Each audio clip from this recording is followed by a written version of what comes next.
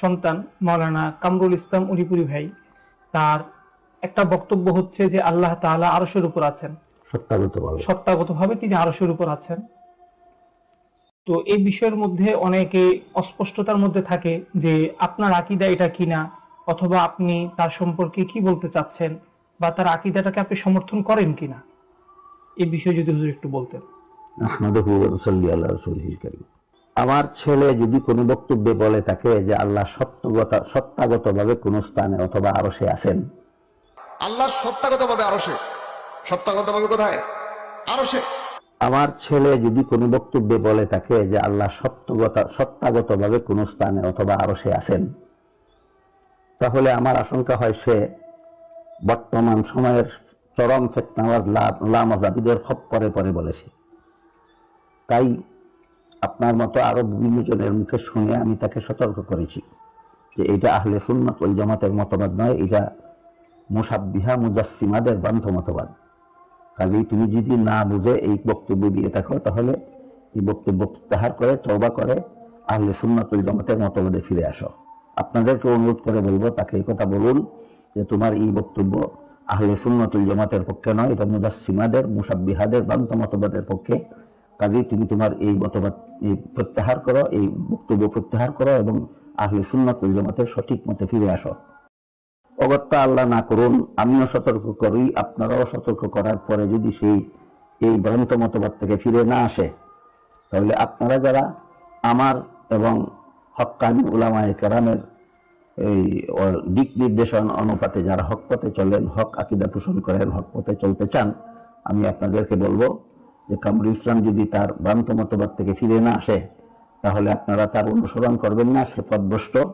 আপনারা কেউ আমার ছেলে মনে করে যদি এই পথভ্রষ্ট হওয়া সত্ত্বেও তার অনুসরণ করেন, আপনারাও পথভ্রষ্ট হবেন। এই জন্য আপনারা দায়ী থাকবেন, যে পথভ্রষ্ট করবে সে দায়ী থাকবে, এর কোনো দায়ভার আমার উপর বর্তাবে না। জাযাকুমুল্লাহু খাইরান। আল্লাহ তাআলা আমাদের সকলকে এই দুটি বিষয় যে হুজুর স্পষ্ট করেছেন, এখানে আমাদের সকলকে আল্লাহ তাআলা সহিহ মানহাজের উপর থাকার চেষ্টা তৌফিক দান করুন। প্রথম বিষয় হুজুর এটা বলেছেন যে আল্লাহ তাআলা গুণগতভাবে সর্বত্র বিরাজমান, কিন্তু সত্তাগতভাবে আল্লাহ তাআলা সকল কিছু সৃষ্টির পূর্বে যেমন ছিলেন এখনো তিনি তেমনই আছেন। দ্বিতীয়ত হুজুর তার সন্তানের বিষয়ে স্পষ্ট করেছেন যে তার যে আকীদা ভ্রান্ত আকীদা, সুতরাং আমরা হুজুরকে যারা মহাব্বত করি এই কারণে আমরা তার সন্তানের আকীদা যেন গ্রহণ না করি, এবং আমরা সকলে দোয়া করি আল্লাহ তাআলা যেন হুজুরের সন্তানকে সহিহ আকীদা গ্রহণের তৌফিক দান করেন।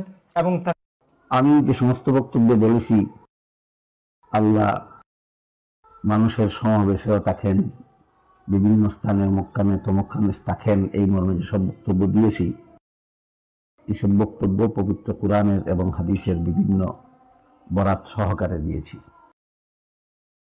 কুরআন হাদিসের যত স্থানে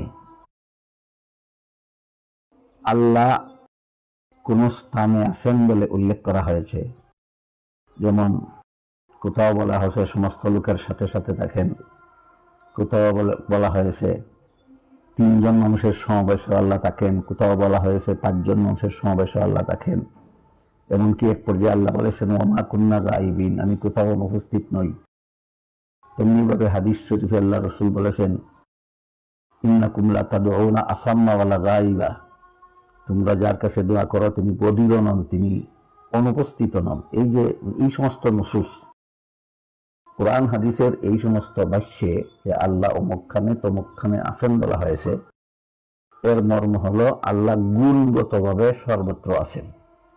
জগতে এমন কোন স্থান নাই যেখানে আল্লাহ গুণগতভাবে নাই।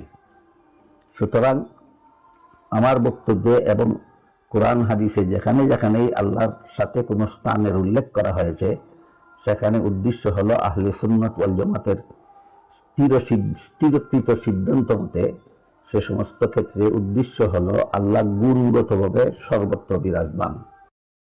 আর আমি আমার যে বক্তব্যে বলেছি যে আল্লাহ কোন স্থানে অবস্থান করেন না, এই ব্যাপারেও আহলে সুন্নাত ওয়াল জামাতের পরিষ্কার সিদ্ধান্ত আছে। সেটা হলো আল্লাহ সত্তাগতভাবে কোন স্থানে অবস্থান করেন না।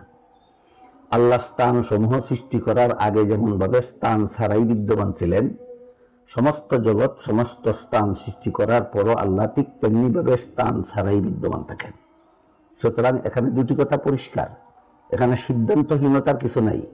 একটা হলো আল্লাহ গুণগতভাবে সর্বত্র বিরাজমান, আর একটা হলো আল্লাহ সত্তাগতভাবে কোনো স্থানে অবস্থান করেন না। একটারে আরেকটার সাথে একাকার করে দিলে বিভ্রান্তির সৃষ্টি হবে।